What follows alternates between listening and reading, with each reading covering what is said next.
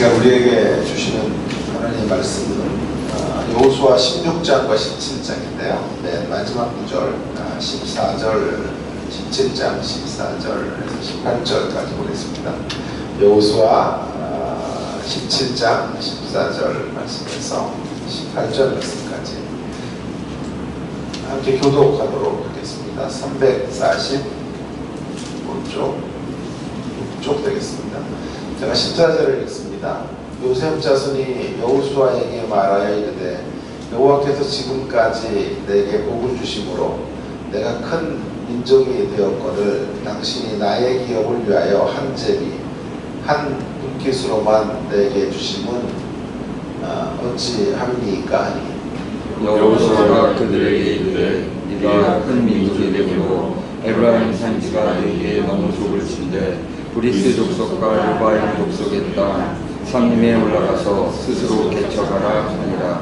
요셉 자손이 이르되 그 산지는 우리에게 넉넉하지도 못하고 골짜기 땅에 거주하는 모든 가나안 족속에게는 베스완과 그 마을들에 거주하는 자이든지 이스라엘 골짜기에 거주하는 자이든지 다 철병거가 있나이다 하니 여호수아가 다시 요셉의 족속 곧 에브라임의 문하세에게 말하여 이르되 너는 큰 민족이요 큰 능이 있은즉 한 민족만 가질 것이 아니라.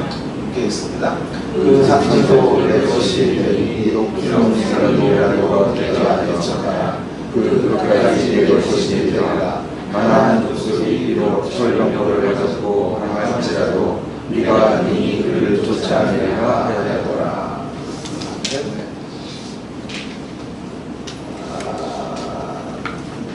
도대체 어디서 떨어진 것일까요?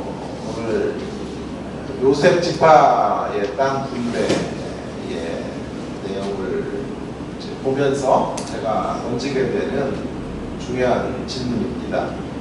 계속해서 땅 분배 이야기를 지금 하고 있는데요. 지난 시간까지는 유다 지파의 땅 분배 이야기, 특히 갈렙의 이야기를 계속해서 제가 몇 번에 걸쳐서 했습니다. 이제 유다 지파만큼 영향력이 있는 두 번째 지파의 땅 분배 이야기가 요셉 지파예요. 16장과 17장에 요셉 지파의 땅 분배 이야기들이 나오는데요. 여러분 아시는 것처럼 요셉 지파는 므낫세와 에브라임이라는 두 아들들에게 각각 분깃이 주어지는 그런 축복을 받았죠. 제가 주목하려고 하는 것은 이제 이 대목인데요. 이 은혜로운 땅 분배의 이야기 속에 스쳐 지나가는 어떤 불길한 암시 같은 것들이에요. 복선이라고 해도 되겠어요. 평온한 오후에 가족들이 드라이브를 하는데 날씨가 참 맑았는데 갑자기 먹구름이 확 지나가죠. 당분간 드라이브를 하는 동안 목적지를 갈 때까지는 아무 일도 없을 거예요. 목적지에서 돌아오는 과정에 그 먹구름이 비를 몰고 올 수 있는 거죠. 그 먹구름이 스쳐 지나가는 건 어떤 중요한 암시이고 복선이라고 말할 수 있겠습니다. 오늘 본문에도 이제 그런 복선들이 요셉 지파의 이야기 속에 깔려 있는 것을 보게 됩니다. 매우 순탄하고 은혜로운 이런 땅 분배의 이야기 속에 살짝 보여지는 어두운 면들이 소개되어져 있는 것을 봅니다. 그래서 요셉 지파가 어디서부터 이제 문제가 발생하게 되었는지 하는 문제를 오늘 좀 생각을 해보고요. 우리가 이제 어디로 가야 할지 이런 문제에 대한 고민들을 함께 나누어 보려고 합니다. 먼저 큰 그림으로 요셉 지파의 과거, 현재, 미래를 좀 한번 개관해 볼 필요가 있겠습니다. 그리고 나서 어디서 떨어졌는지, 특별히 오늘 현재, 이 본문이 현재 기사라고 하면 어디서 떨어졌는지, 또 어디로 가야 하는지 이런 문제들을 좀 생각을 해보겠습니다. 먼저 과거인데요. 요셉 지파의 과거는 요셉이죠. 아무래도 요셉이라는 사람에게서 만들어진 지파인데요. 여러분 아시는 것처럼 이 요셉은 용서의 아이콘이죠. 많은 상처를 받지만 하나님의 주권적인 섭리 가운데 자신을 내어맡김으로 그 아픔을 뛰어넘어간 사람, 멋지게 승화시켜간 사람이 요셉이라고 할 수 있어요. 자, 오늘 본문이 좀 잘못됐는데요. 창세기 먼저 45장 5절, 47장이 아니라 45장입니다. A번 1의 A는 45장 5절인데요. 한번 창세기로 한번 좀 여행을 가보겠습니다. 창세기 45장으로 가시면 5절에 요셉이 형제들에게 하는 말이죠. 당신들이 나를 이곳에 팔았다고 해서 근심하지 마소서, 한탄하지 마소서. 하나님이 생명을 구원하시려고 나를 당신들보다 먼저 보내셨나이다. 7절, 8절 그렇습니다. 하나님이 큰 구원으로 당신들의 생명을 보존하고 당신들의 후손을 세상에 두시려고 나를 당신들보다 먼저 보내셨다니, 그럼 좀 나를 이리로 보내신 이는 당신들이 아니요 하나님이시라. 하나님이 나를 바로에게 아버지로 삼으시고 그 온 집의 주로 삼으시며 애굽 땅, 애굽 온 땅의 통치자로 삼으셨나이다. 이렇게 요셉은 멋진 신앙의 고백을 이제 드리고 절대 보복하지 않았더니 그다 하나님이 하신 일이 아무것도 두려워하지 마십시오 이렇게 말했던 사람이죠. 그래서일까요? 야곱이 죽을 때 요셉에게 축복을 곱빼기로 줘요. 이 자녀들이 다 같아도 같은 게 아니에요. 사실은요. 진짜 마음이 가는 자녀가 있고 이렇게 진심으로 축복하는 그런 자녀들이 또 있는 것 같은데요. 특별히 이 12아들 중에 야곱이 제일 진심을 다해 축복하는 사람은 요셉이에요. 특별한 대우를 이제 받게 되는데요. 요셉의 아들들을 둘을, 큰아들은 므낫세고 둘째는 에브라임인데요. 므낫세와 에브라임을 축복해줘요. 여러분 12지파의 아들들이 얼마나 많았겠어요. 유독 그 요셉의, 그러니까 뭐라 그래요? 요셉의 아들들이 아닌 손주벌의 안수를 주는 대상은 므낫세와 에브라임밖에 없어요. 그러니까 얼마나 야곱이 요셉에게 애정이 충만했는가 하는 것을 우리가 알 수 있겠죠. 48장으로 한번 가보시면요. 창세기 48장에 그래서 8절 이하에서 바로 이런 이야기들이 나와요. 이스라엘 야곱이죠. 야곱이 요셉의 아들들을 보고 이르되 이들이 누구냐? 요셉이 그 아버지에게 아뢰되 이는 하나님이 여기서 내게 주신 아들들입니다. 아버지가 이르되 그들을 데리고 내 앞으로 나오라. 내가 그들에게 축복하리라 하면서 손을 어긋나게 해서 축복을 하죠. 눈이 잘 보이지 않아서 그랬는지 장자에게 오른손을, 차자에게 왼손을 줬어야 되는데 거꾸로. 근데 그게 다 하나님의 섭리였다.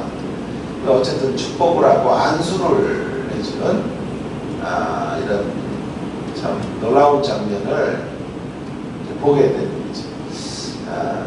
그만큼 하나님께서 요셉을 중요하게 여기고 사랑하시는 모습을 야곱을 통해 보여주고 계십니다. 더욱이 이제 임종직전의 야곱은 요셉에게 남다른 축복을 허락해줘요. 49장 22절을 한번 좀 보십시다. 22절에 그 복음성가로 돌아온 가사 중에 그죠? 요셉은 무성한 가지고 샘 곁에 무성한 가지라 그 가지가 담을 넘었던 하나님의 무성한 가지로 담을 넘어서 축복을 흘려버리는 이러한 사람으로 요셉을 복을 빌리고 있어요. 25절과 26절에 보시면 형제들 중에서 뛰어난 자, 26절에 그 형제들, 모든 형제들 중에 가장 뛰어난 자 앞으로 이제 하나님 세워주신 들 간구하는 야곱의 분 얼마나 고마웠겠어요. 죽었는 줄 알았는데 살았지요. 자신들의 가족 전체를 살렸지요.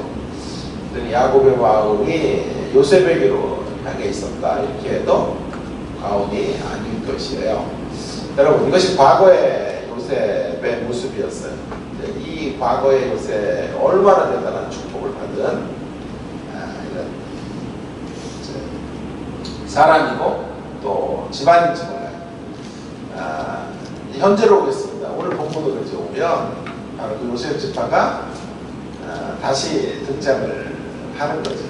유다 지파의 땅 분배 이후에 가장 큰 요셉 지파가 이제 땅을 분배받는 이런 장면이죠.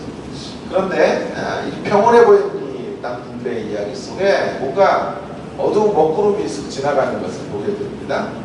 16장 10절을 한번 보세요. 16장 10절에 에브라임 지파, 그러니까 이제 요셉의 둘째죠. 둘째인 에브라임.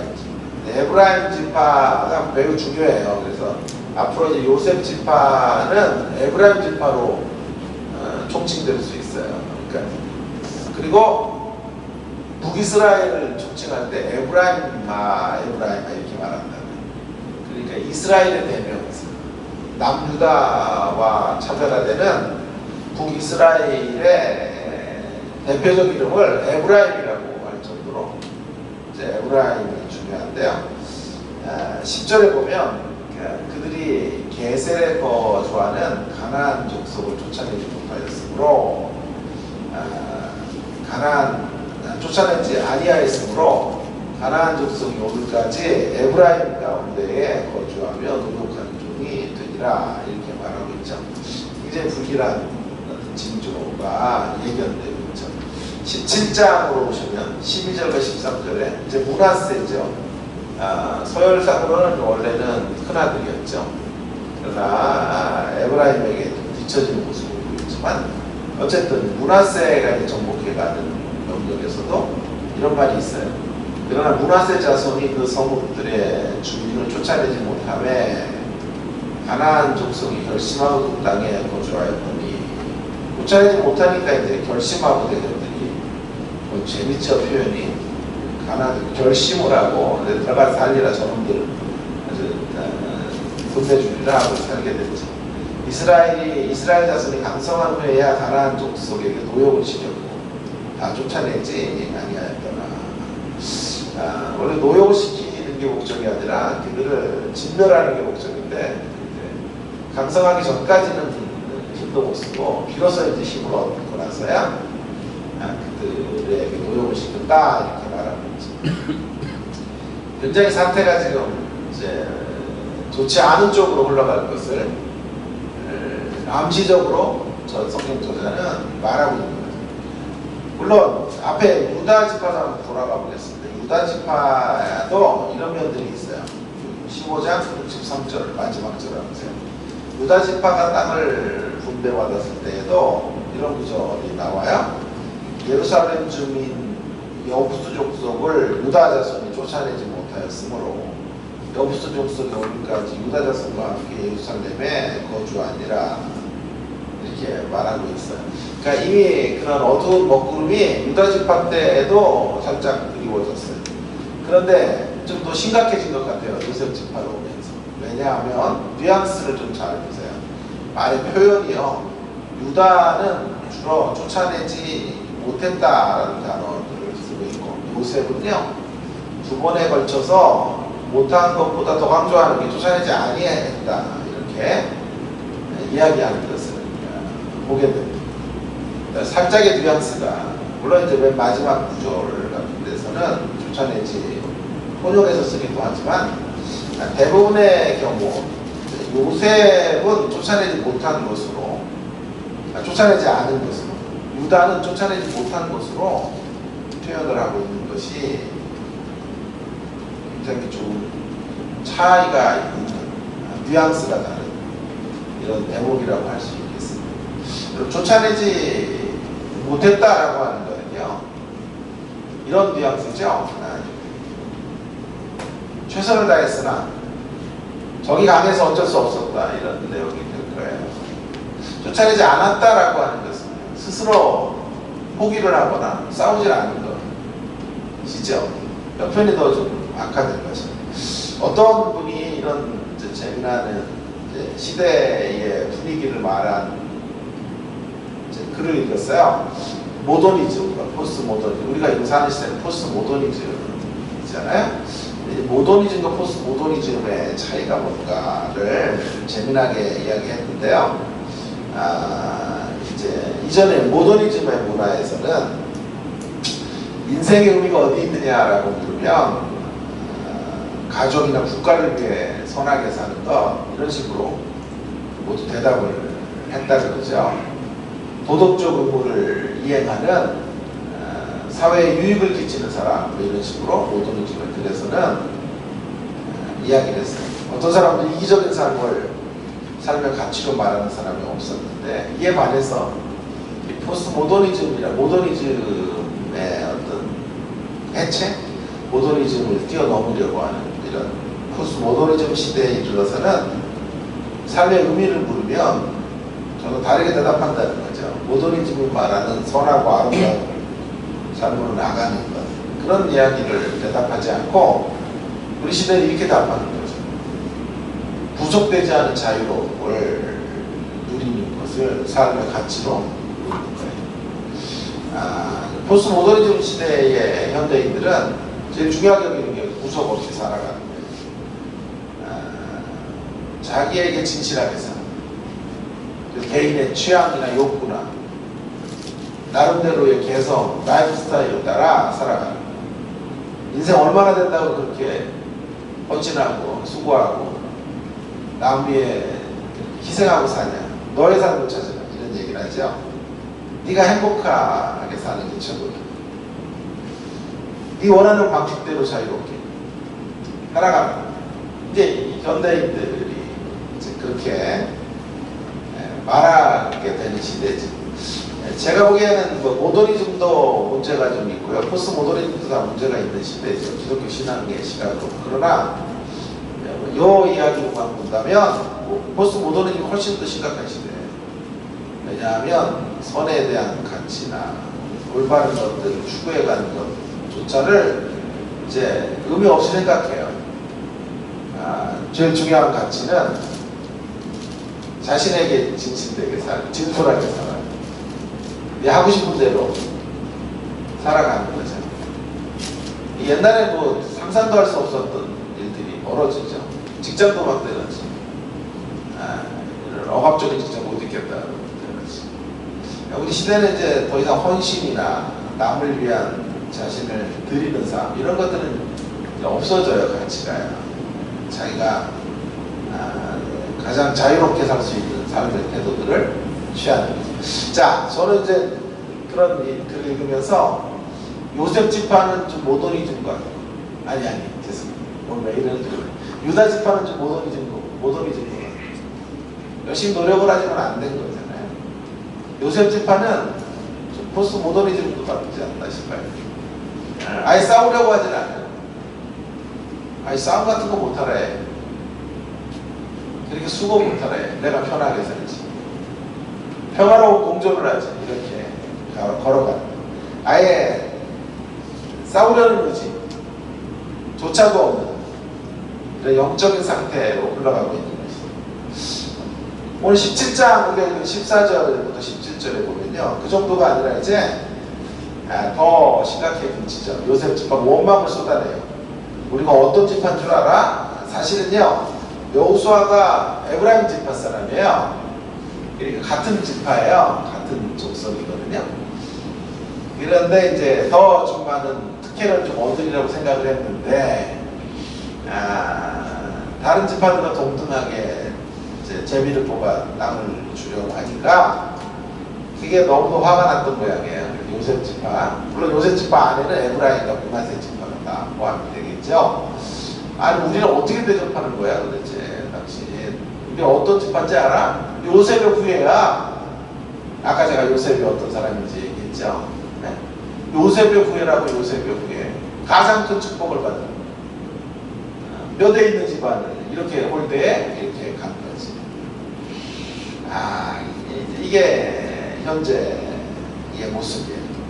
자, 미래는 이제 어떻게 됐냐면요. 우리 다시 좀 더 현재로 돌아와서 이 문제가 뭔지를 좀 생각하려고 하는. 미래는 이제 어떻게 됐냐면 이런 먹구름이 이제 노골적인 타락의 모습으로 나타나요. 특별히 요셉 지파 중에 이제 영적 축복을 받은 에브라임 지파들이 어떻게 되냐면 사사기 8장과 12장 여러분 아시는 것처럼 기드온 입다가 싸울 때 전쟁에 나가지도 않아요. 그랬다가 승리를 하고 나니까 가서 기드온을 찾고, 아니 왜 전쟁에서 우리 뺐냐 이렇게 간 거예요. 기드온은 성격이 좀 워낙 우유부단한 면이 있어요, 사실요. 그리고 에브라임 지파가 워낙 강하니까 잘 안돈시켜서 돌려보내요. 아이 왜 그러십니까? 좀 제가 실수했다면 용서해달라고 이런 식으로 해서 요새 특별히 에브라임 지파를 달래고 돌려보내. 그런데 입다는 여러분 아시는 것처럼 매우 과격한 사람이에요. 입다 때는 에브라임 지파들이 더 수위를 올려서 너희 지방 가만 안 두겠다고 하니까 입다가 에브라임과 싸워요. 그래서 에브라임 사람들 42,000을 시볼레 이렇게 해가지고 강 건들 때 바로 테스트 해가지고 42,000을 죽였어요. 뭐 지파 전체가 멸절될 정도의 위험을 만나게 됩니다. 더 멀리 가시면요, 요한계시록 7장에서 에브라임 빠져요. 그죠? 에브라임 지파 없어요.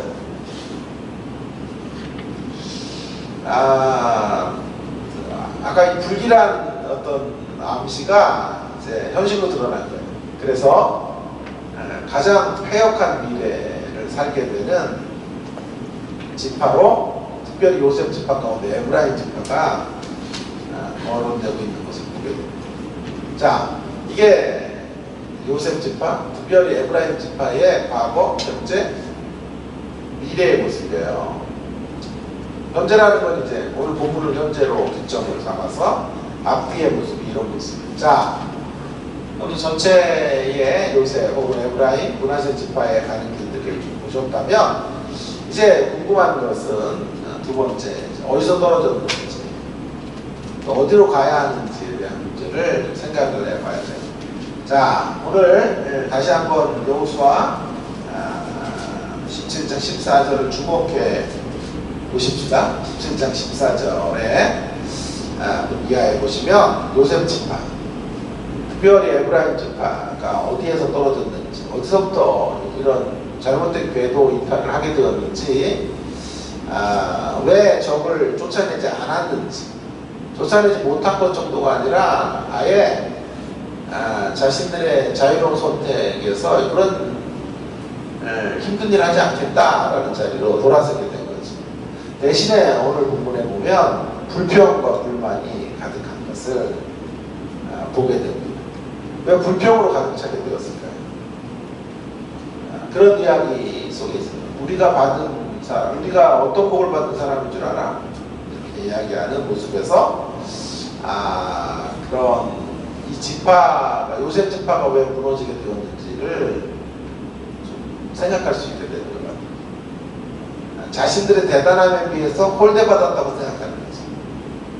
그들은 과거를 생각하는 거예요. 요셉의 때에 그 큰 축복을 받았던 때를 기억하는 거죠. 그런 자신들, 아까 제가 살펴보았던 것처럼 창세기 안에 막대할 수 있냐라고 말하고 있는 거죠. 그들이 대단한 복을 받았다라고 하는 것은 인정하는 하지만 그들의 말 속에 그 어떤 복받은 자의 모습이 없어요. 잘못된 특권의식 같은 것들이 자리 잡고 있었던 것을 보게 되죠. 특별한 대접을 받은 것, 그것이 그들의 의가도의 어떤 모습을 보게 돼요. 아니, 하나님 특별한 은혜를 아무에게나 주시냐고. 내가 특별하니까 주신 거지. 이렇게 간 거죠.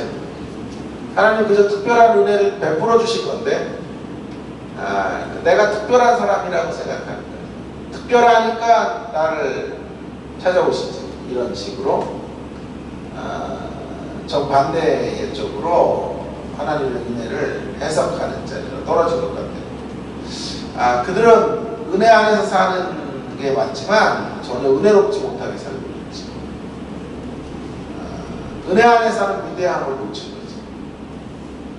은혜 안에 살아가는 삶이 고작 보다 나은 땅을 얻는 방편 정도로 쓰이는 것으로 연결될 것뿐에 지나지 않아요.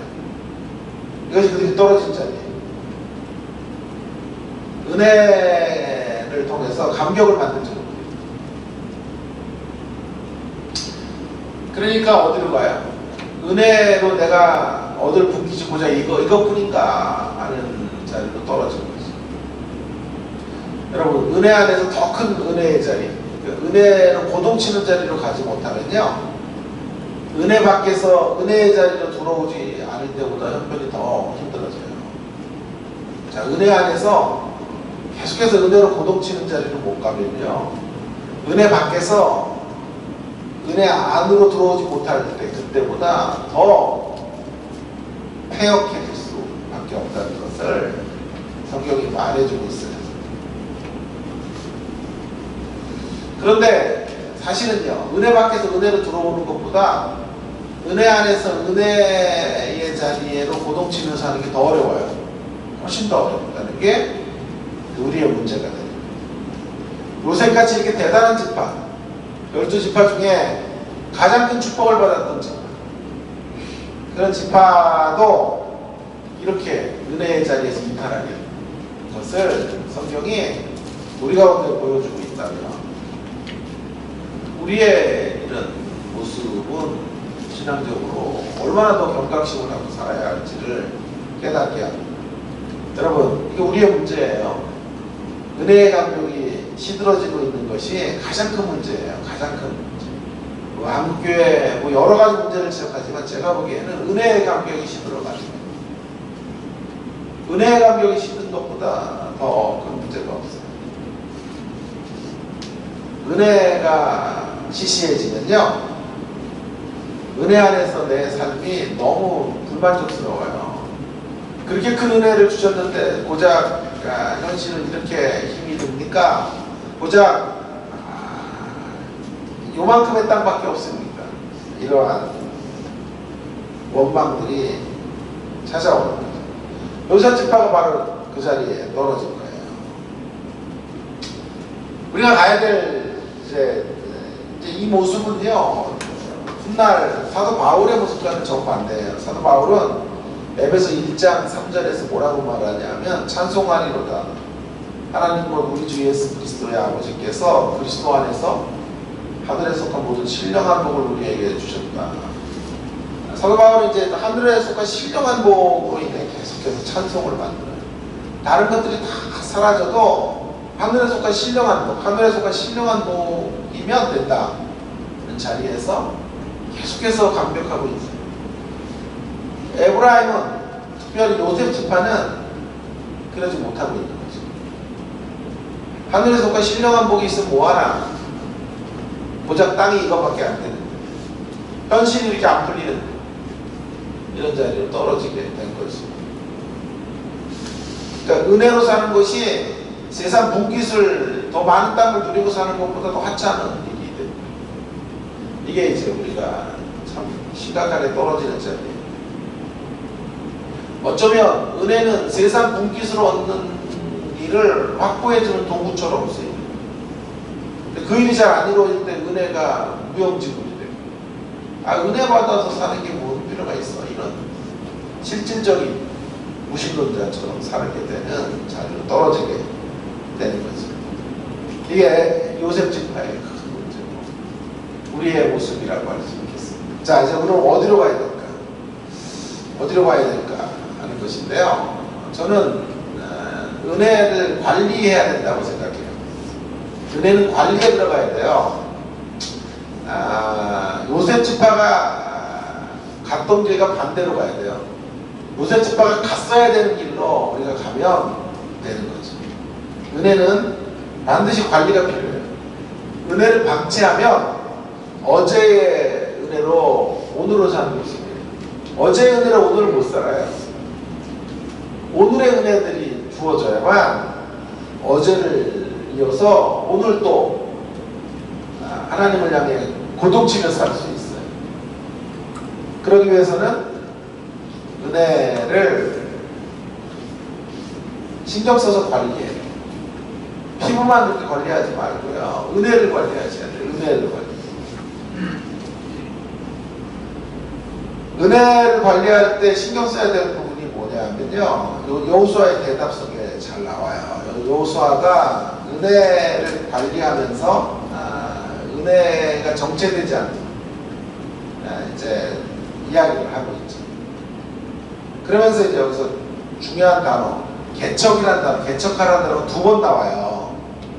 15절과 18절이에요. 그래서 어떤 분들이 연구를 했는데 개척교회를 위한 근거가 여기 있다는 거예요. 개척하라 1번. 그래서 그런 얘기를 해서 저는 안 조사해봤어요. 개척하라가 그분의 연구에 여기밖에 없대요. 성경에 개척교회를 할 수 있는 유일한 근거는 여기에 있다. 그래서 개척교회 재미나는 이야기인데요. 자, 15절에 보면 이렇게 아니 고작 우리에게 한 제비 뽑아서 한 분깃밖에 안 줍니까? 이렇게 불만하죠. 그래서 그 땅을 이제 에브라임과 므낫셋이 나누어서 이렇게 가진 사실 되게 좋은 땅을 나중에 지도로 보면 아시겠지만 갖게 됐어요. 그래 여호수아가 어이가 없으니까 이렇게 말한 거예요. 땅이 좁냐? 15절에 좁으면 가나안 족속들의 땅을 올라가서 스스로 개척해라. 개척교회를 해라. 이런 말이잖아요. 개척을 해라. 이렇게 이야기를 한 거지. 개척은 어떻게? 은혜 안에 강해라. 이런 거지. 은혜 안에 강하지 않은데 어떻게 스스로 개척을 하겠어요? 은혜 안에서 고동치지 못하면 도태되겠지. 그러니까 개척하라는 말은 은혜 안에 강한 자리로 나아가라. 이런 뜻이에요. 그랬더니 못 가겠다 그래요. 철병거들 다 갖고 있는데 어떻게 가냐 그랬더니 여호수아가 18절에 다시 한번 또 제차에 걸쳐서 말하는 거죠. 그 산지도 내 것이 되리니 비록 살림이라도 내가 개척하라. 그 끝까지 내 것이 되리라. 그들을 쫓아낼 수 있을 것이다. 개척해라. 개척해라. 이렇게 말하고 있는 거예요. 유진 피너스는 메시지 성경에서 이걸 조금 더 입체적으로 이야기를 했더군요. 15절과 18절을 제가 한번 읽어볼게요. 15절을 이렇게 읽을 수 있어요. 여러분은 수가 많소. 일어나 숲이 있는 곳으로 가서 여러분의 살 터를 스스로 마련하시오. 그 숲은 무리스 사람과 누바임 사람의 땅이요.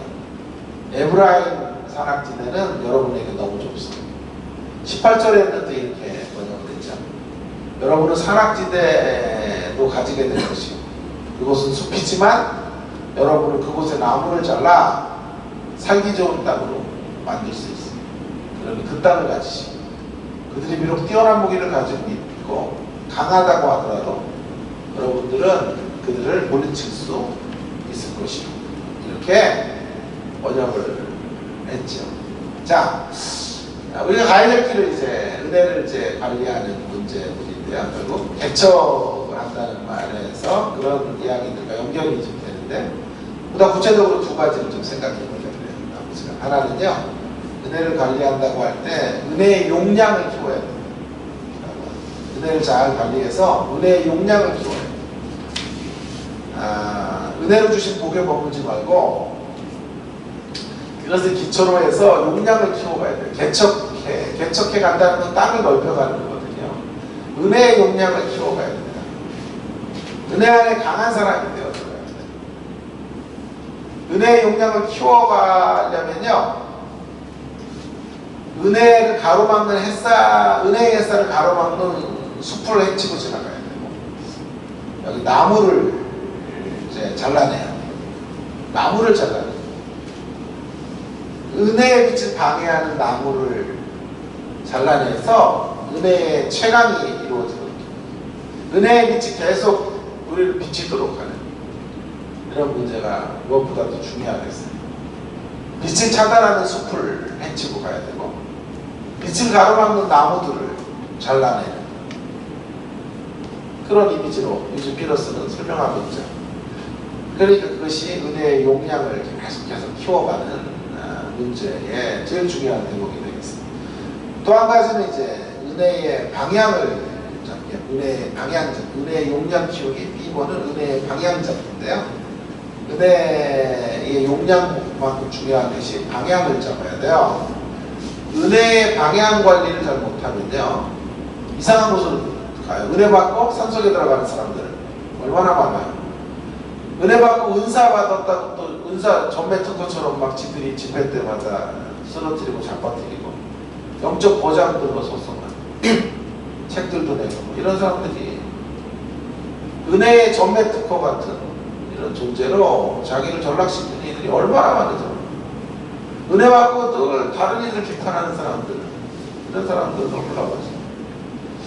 모두 은혜를 받은 건 맞는데요, 관리가 안 돼서 그래요. 은혜는 방향을 잘 관리해야 돼요. 용량을 키워가는 게 은혜의 빛을 가해서 열기를 만드는 거라면, 은혜의 방향을 관리하는 것은요, 또 다른 차원의 은혜가 가야 될 길들을 이제 디렉션을 주는 문제라고 할 수 있어요. 자, 요셉 지파는 은혜의 용량도 안 키웠지만 은혜의 방향도 고민하지 않았어요. 그러니까 은혜가 더 큰 욕망을 위한 도구로 쓰여졌을 거예요. 거기가 끝이에요.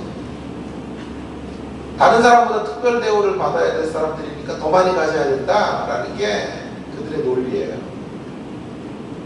거기에 은혜를 걸어라.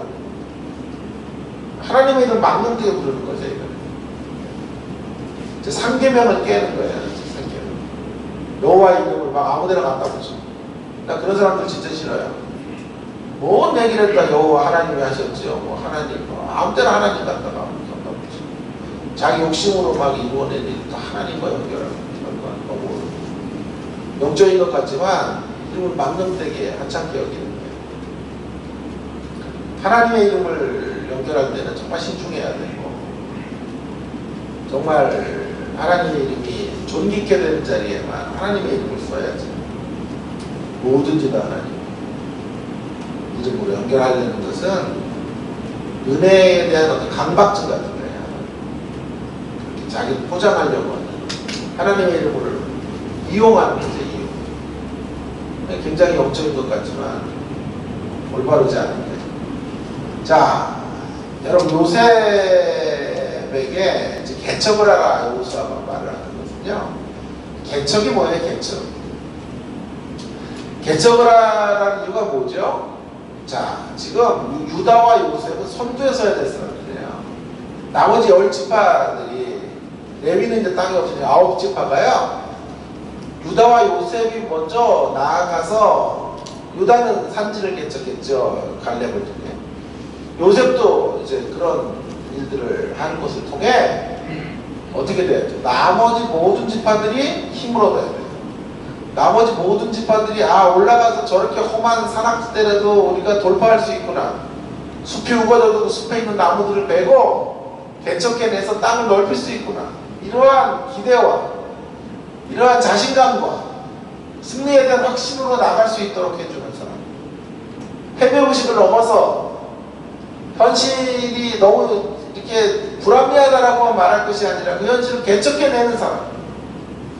야성을 가지고 지금 어떻게 도전해가는 사람. 누가 나 도와줄 사람 없나 이런 것만 바라보고 앉아있는 게 아니라 정말 하나님을 믿고 돌파해가는 돌파력 같은 것들을 좀 갖고 있는 이런 길들을 통해서 은혜 받은 자들이 은혜 안에 강한 용량을 키워서 그런 자리를 걸어가는 것을 통해 어떻게 돼요? 길이 만들어지겠죠. 길이 만들어지겠죠. 그래서 그 길을 통해서 수많은 이들이 가야 될 길들을 확인하는, 이게 은혜의 방향이에요. 이게 개척의 사명이라고 할 수 있겠어요. 은혜는 욕망의 하녀가 아니에요. 은혜의 역사는 길이 끝난 자리에 길을 만들어요. 길이 끝났는데 길이 만들어져. 길이 없잖아요. 갈 길이 없으니까 땅 좁다고 원망하는데 길을 내라 이렇게 말하는 거예요. 여기서. 길을 만들어 가면 되지 왜. 하나님의 그 은혜 붙잡고 길을 만들어 은혜의 용량 붙잡고 길을 사막의 길을 내고 척박한 땅에 샘을 만들어내는 인생이 되어라 이렇게 말하는 거죠. 그래서 어떻게 하려 그래? 나머지 지파들이 아 되는구나 저렇게 살면 되겠구나 저렇게 하면 대적을 이기겠구나 라는 확신을 갖게 해야지. 그게 은혜의 방향이에요. 은혜는 용량을 계속 키워가고 이런 방향을 잡는 자리로 가요. 제가 한번 이제 이야기했던 스로보니게 여인의 이야기를 좀 마무리하겠습니다. 가지고 잠깐만 누가복음을 한 번도 설교를 했었어요. 제가 조차게 다시 이 부분이 연결이 좀 되는 것 같아서 이야기를 해볼게요. 이런 은혜의 용량을 키우고 은혜를 가로막는 은혜의 빛을 차단하는 나무들을 이렇게 제거하는 여인의 모습, 또 은혜의 방향을 제대로 설정하고 있는 대표적인 이방인 여성의 모습이 마가복음 7장에 나와요. 한번 좀 가볼까요? 마가복음 7장의 24절 이하에 보면 이 딸이 이제 귀신이 들렸어요. 그래서 예수님의 소문을 듣고 그 발 아래 엎드려 25절에 딸을 고쳐달라 그러는 거예요. 헬라 여인이에요. 스로보니게라는 족속인데 간구를 해요. 그랬는데 27절은 예수님의 답이 되게 까칠해요. 까칠한 B형 남자로 예수 나타난 거예요. 자녀로 먼저 배불리 먹게 할지니 자녀의 떡을 취하여 개들에게 던지니 마땅치 아니하니라. 자녀로 먼저, 자녀라는 건 이제 유대인이죠. 이스라엘에게 먼저 먹게 할 것이다 이렇게 하고, 자녀의 떡, 이스라엘에게 준 떡을 개들, 이방인들에게 주지 않겠다는 거예요. 와, 정말 주님 바라보고 나갔고 믿음이 있으니까 나갔죠. 은혜를 아니까 나갔어요. 주님에게만 가면 문제가 해결되려고 생각했는데 웬걸 주님 때문에 실족할 일이 생겼대요. 주님이 막 이렇게 막 단념시키는 막 모욕적인 언사를 하면 인종차별적 발언으로 너 개라고 말하는 거잖아요. 그러니까 이제 은혜의 빛이 완전히 차단된 상황이잖아요. 믿었던 주님마저도 자기를 실망시키는 자리예요. 뒤로 자빠질 수밖에 없어요. 은혜의 역사로 나아갈 수 없는 자리예요. 그때 이 여인이 가는 일이 뭔지 아세요? 은혜를 가로막는 나무들을 제거하는 거예요. 은혜를 가로막는 나무들을 잘라냅니다. 그리고 거기서 그 메시지 안에 있는 은혜의 단서들을 다시 붙잡아요. 중요한 단어가 뭐죠? 먼저 자녀로 먹게 할 것이다. 먼저라는 단어였다. 먼저라는 말은 후회 역사가 있을 거예요. 후회라는 단어를 얘기합니다. 그래서 거기서 먼저라는 단어에서 후회 우리에게도 줄 수 있다는 것을 붙잡고, 또 자녀들의 떡을 취하여 개들에게 던지기 마땅하지 않다. 니들 개다 이렇게 얘기할 때 예수님은 이제 유대인의 개의 개념으로 얘기한 거잖아요. 유대인들에게는 들개같이 사냥개 같은 개들이에요. 지체 먹는 개들, 아주 험악하고 아주 불길한 짐승으로 개를 얘기하는데, 이 여인은 헬라인이에요. 헬라인들에게 개는 지금 우리가 애완동물을 키우듯 가정마다 개들을 다 키웠단 말이에요. 개를 식구의 한 사람으로 받아들인다. 그러니까 예수님은 이 말을 하면서 이렇게 말씀하시는 거예요. 내가 유대인들의 개 개념으로 말해도 너는 헬라인의 개 개념으로 받아서 응수해. 그게 예수님의 마음이에요. 나가 떨어지지 마라. 뒤로 자빠지지 말아라.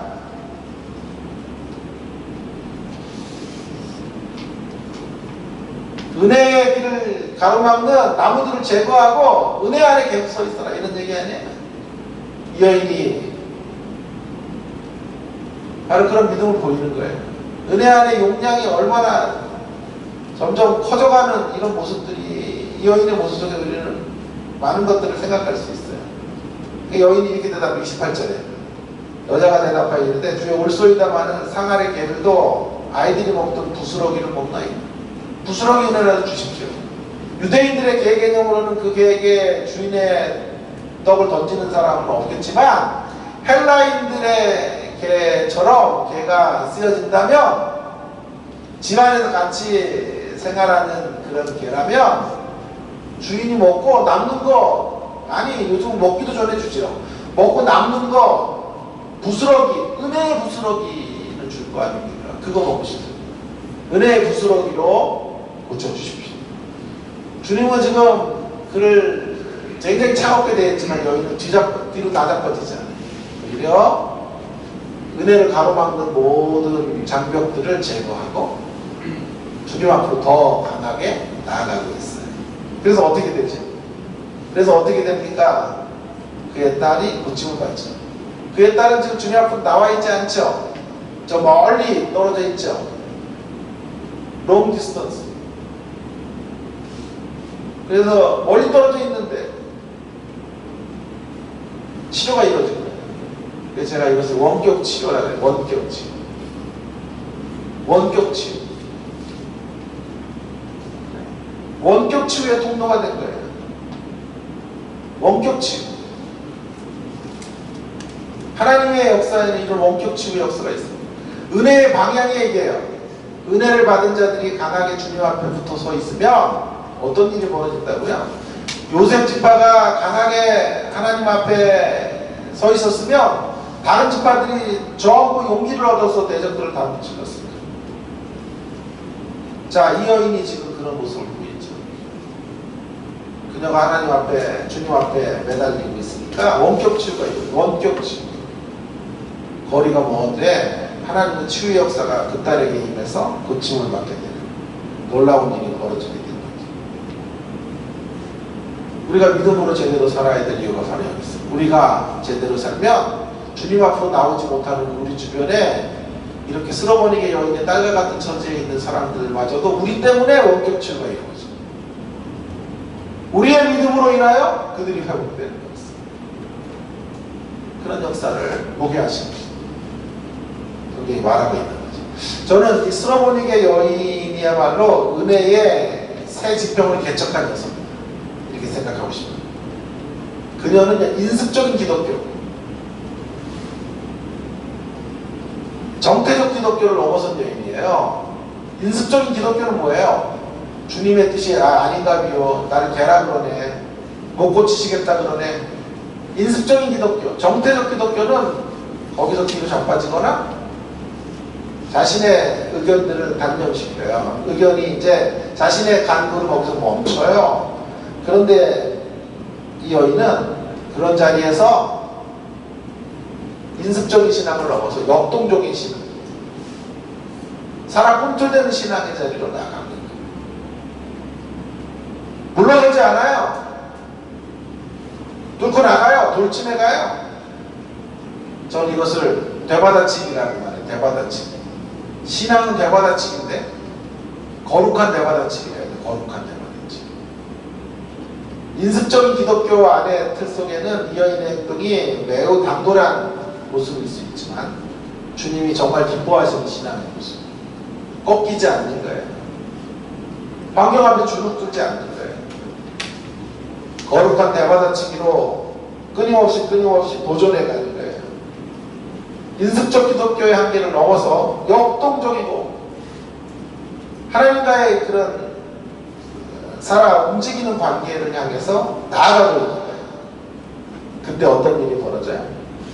원격 치유의 역사가 이루어지고 하나님의 강력한 은혜가 나를 통해 다른 이들에게까지 전달되는 역사들로 나아가게 되는 것을 보게 됩니다. 은혜가 나가야 될 방향이 바로 이 방향입니다. 은혜 안에서 강한 자들이 되십시다. 은혜 안에 강한 자가 되어 현실을 그저 운명이라고 받아들이지 말고 거룩하게 되받아치세요. 하나님 앞에, 주님 앞에.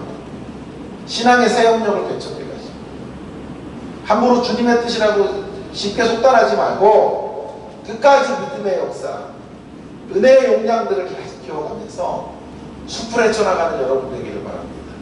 빛을 차단하는 나무들을 좀 제거하는 개척자의 길을 우리가 좀 걸어가면 좋겠어요. 은혜로 내가 살아나고 다른 이들을 살려내는 그런 신앙의 모습으로 주님 앞에 계속해서 푸르게 쓰여지는 주님의 십자가교회 모든 성도들 되기를 주의 이름으로 축원합니다. 기도하겠습니다. 함께 여러분, 우리의 믿음이요, 우리의 신앙이 너무 수구적이에요. 너무 수비적이고 또 너무 인습적이에요.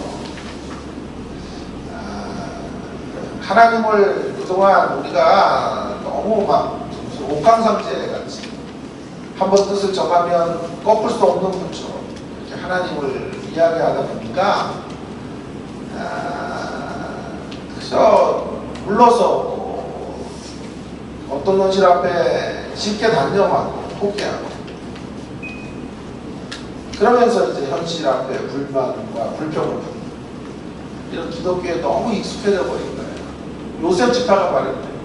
얼마나 큰 힘을 줬습니까? 그 힘을 가지고 개척해 나가면 되잖아요, 은혜 안에서. 그 길을 못 가요. 오늘 쓸어버리게 여인을 보세요. 은혜의 빛을 차단하는 메시지가 주님에게 들려줘도 그거를 배받아치면서 그 은혜의 단서들을 붙잡고 걸어가지, 꺾이지 않아요. 그래서 은혜의 역사로 원격 치유를 이루고 회복돼야 될 자들을 회복시키는, 참 이런 놀라운 역사들을, 참 신앙이 이렇게 역동적인 거예요.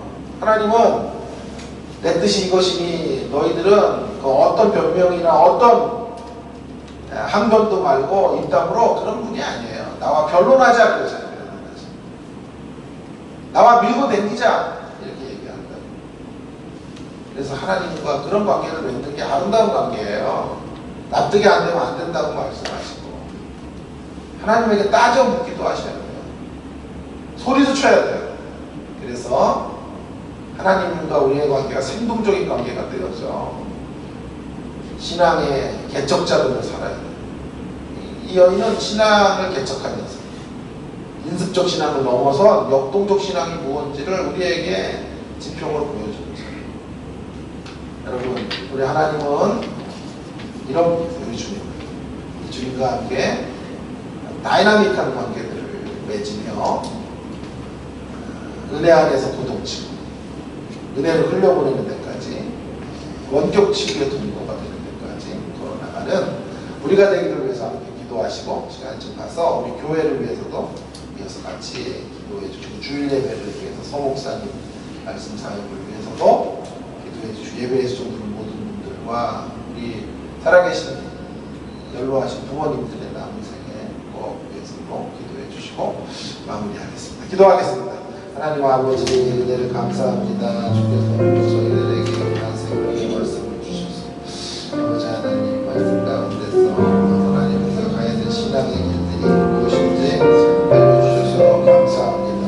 너무 패배적이고 하나님 아버지 너무 인습적이고 하나님 아버지 그렇게 주님의 뜻으로 모든 것들을 단정하고 하나님 아버지 걸어가는 그런 소극적인 신앙, 하나님 그 자리를 개척 일어나서 적극적으로 수하고 대받아치기를 하며 그렇게 하나님 앞에 역동적 관계들을 맺어가는 그런 신앙의 개척자들이 되어지기를 간절히 원합니다. 하나님의 은혜를 가로막는 하나님 아버지 나무들을 제거하고 아버지 은혜의 빛을 차단하는 그 습들을 해치고 나아가 하나님 아버지 승리의 길을 마침내 걸어가고 황금 아버지 스스로 땅을 개간하고 하나님 그 땅을 하나님 폐허의 땅에서 황무지에서 하나님 옥토로 만들어가는 저희들의 신앙의 삶들이 되어지기를 원합니다. 은혜 안에서의 가능성들을 붙잡고 하나님 아버지 도전하며 끝까지 하나님과 이런 줄다름질을 치는 하나님과 토의하고 토론하고 머리를 맞대는 신앙의 모습으로 걸어갈 수 있도록 인도해 주옵소서. 주일 예배도 붙잡아 주시고 하나님 기뻐하시는 예배, 영의 임재로 가득한 예배, 하나님 아버지 말씀을 통하여 우리가 깨어지는 귀한 예배의 자리가 되도록 함께하여 주옵소서. 역사해 주시기를 원합니다. 예배의 손들은 모든 분들과 연약한 지체들을 강건케 하시고 우리 우리 부모님들의 삶들을 부탁합니다. 주님 부탁드립니다. 강건케 하시고 그대로 축복해 주시며 함께하여 주옵소서. 하나님 아버지, 오늘 저희들에게 참 소중한 생명의 말씀을 허락해 주셔서 감사합니다. 은혜 안에 하나님, 우리 그 은혜를 관리하며 살아가는 저희들이 되어지기를 간절히 원합니다. 은혜의 빛을 차단하는 하나님 그런 숯불에 치고 나가게 하시고 나무들을 잘라내는 저희들이 되어서 은혜의 용량들을 날마다 키워가는 그런 신앙의 삶을 걸어가도록 인도하여 주옵소서. 어제의 은혜로 오늘을 살지 않도록 오늘 주시는 또 다른 은혜 누리며 살아가는 저희들이 되도록 인도하여 주옵소서. 은혜의 방향을 잘 잡게 하셔서 하나님 아버지, 우리가 살아나는 것만이 아니라 다른 이들을 살려내는 귀한 일의 통로가 되도록 주님 저희들을 사용하여 주시옵소서. 원격 치유의 통로가 되게 하여 주시옵소서. 주님 앞으로 나올 수 없는 연약한 자들, 쓸어버리게 여인의 집안에 있었던 딸과 같은 형편 가운데 있는 자들, 하나님 아버지 억지로나 힘으로 그들을 이끌어낼 수는 없습니다. 그러나 거룩한 영향력을 하나님 끼치게 하시고 저희들이 은혜 안에 고동치며 살아가는 것을 통하여 주님 원격 치유의 위대한 역사들이 우리를 통해 전달되어지도록 역사해 주셔서 우리 주변의 모든 이들이 우리가 경험한 이 은혜의 대열 가운데 설 수 있도록 함께하여 주옵소서. 그 일에 쓰여지는 귀한 일의 도구들이 되도록 함께해 주시기를 간절히 원합니다. 그런 교회로 우리 교회를 사용해 주시고 하나님 아버지 끝까지 인도하여 주옵소서. 주일 예배를 주님께 부탁드립니다. 말씀을 통해 우리의 심령이 깨어지고 주님의 거룩하신 임재 앞으로 나아가는 복된 예배 되게 하여 주옵소서. 연약한 자들을 강건하게 해주시고 주일 예배에서 좀더는 모든 분들에게 만복으로 갚아주시기를 간절히 원합니다. 우리의 살아계신 노부모님들의 삶을 주님께 부탁드립니다. 하나님 아버지, 살아가셔야 될 날들을 더 강건하도록 하나님께서 강하게 붙잡아 주시옵소서. 이 시간 개인 기도 속에 주님 찾아와 주시고 주님과 신랑이 벌이는 시간 되기를 원합니다. 주님과 머리를 맞대고 토론하고 토의하고 역동적인 기도의 시간이 되어지도록 함께하여 주시옵소서. 예수님 존귀 하신 이름으로 간절히 기도 올리옵나이다. 아멘. 개인 기도 하도록 하겠습니다.